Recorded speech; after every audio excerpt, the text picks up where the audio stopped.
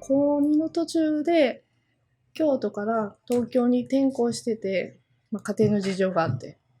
そしたら東京に一人で、出たようなもんで、最初は同居してくれる人がいたんやけど、ほぼほぼ家にいらっしゃらなくて、こう演劇の広報したはって。で、ホームステイとかも高校の時にしてるんやけど、その時にアメリカのユタ州のご家族で、本当に家族っていうまとまりがあって、そこはすごく憧れがあって、で、もうちょっと自然と親しかったり、食べ物も全然違うし、アクティブに外で動いたり、そういう普通の家族っていう生活が高校の時に、ちょっと自分的には不足してたから、外に求めてたみたいなとこがあったかも。バレエ科の時にミュージカル科があったの。で、すごく楽しそうに見えて、音楽も全然違うし、クラシックじゃないし。で、夜のミュージカルの講座を取ってて、で、そこにオペラ科が最初あって、その時にジャズを知って、ダンスの中でもちょっとバレエ寄りのジャズもあれば、もうモダンジャズとか、で、ヒップホップと混ざったジャズとかいろいろあって、最初はこのバレエから入ってるから、ちょっとバレエに似たジャズとか、ちょうど年代的にヒップホップとかが入ってきたり、R&B とか。なんか、コンテンポラリーダンスの好きなとこは、もうそれぞれ全然違うから、何でもありっていうダンスって説明するけど、全然視点が違うことによって、同じダンスだけど、例えば息することもダンスだったり、捉え方が違うのが面白いなと思ってずっとわからないままやってる。今、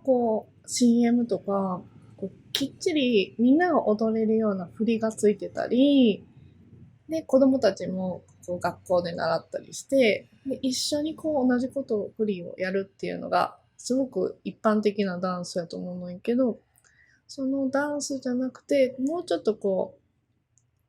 ぱり高齢者の人とかと一緒にやってると、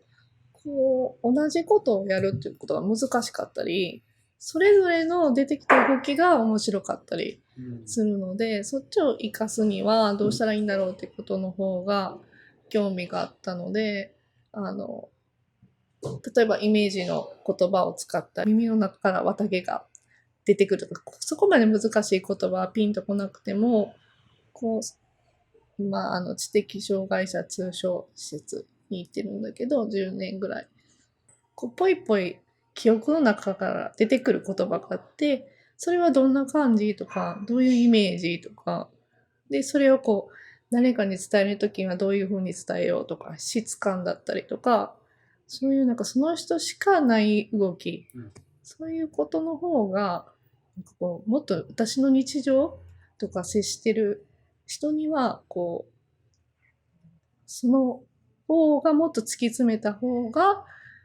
一緒に動けるんじゃないかと思って。全然違う動きしてるんだけど、一緒に動いてるっていう。そういうことの方が興味があるから、形になかなかならなくてもいいとは思ってる。ダンスが目に見える形で、はっきりこの角度とか決まってるのも好きなんだけど、自分は接してる人が、それぞれだから、それで一緒にどうやっているかっていうことの方がもっと知りたいかな。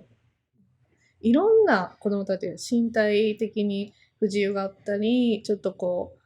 メンタル的にとだったり、で、年代も小学生から高校生が一緒だったりするので、飽きたりするのね、すぐ。だから、トンネルをやりましょうとか言って、ストレッチしたり、だるまさんが転んだを面白いポーズで止まろうとか、なんか遊びの中にダンスを入れていく。ダンスと呼べるんだろうかみたいな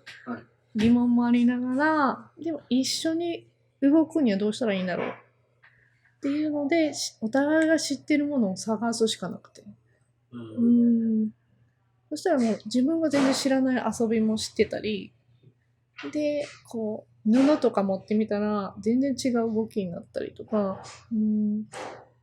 ブルース・リーのインタビュー見て、水のようであれって言ってたのね。で、水ってこうどんな時でも形を変えたりして、その場にこう合わせていったりする。で、ダンスも呼吸みたいな感じで、こう、コントロールしようとしたらできるし、しないでおこうと思ったら無意識でやってたりして、で、こう、日常でも、こう、呼吸してたら、自然に、こう、動きが生まれてきたり、それぐらいみんな持ってるものだとは思っていて、誰でもできると思っていて、で、誰でもできるから一緒にできるとも思ってるけれど、その時にしんどいんですって言われたら一緒にできなかったりする。ダンスは本当に呼吸するぐらい自然なことであるんだけど、もうちょっと探らないと人とは共有できないし、その人そのものを見るのには動きだったり言葉の背景にあるものだったりを知らないとこう見えてこない。だから時間をかけて見えてくることもダンスはなんか時間と空間の芸術でもあるから、なんかね、ダンスやってたら、あ、私今この人になってるって思う時がある。対面してて一緒に動いてる時に、私がこの人をリードしてるのか、この人が私をリードしてるのかっていうのが、だんだんズレがなくなってきて、もうなんか一緒にこう、言わなくても動いてるっていう。なんかこう、無言の時に近いかも。何も喋らなくても分かってる。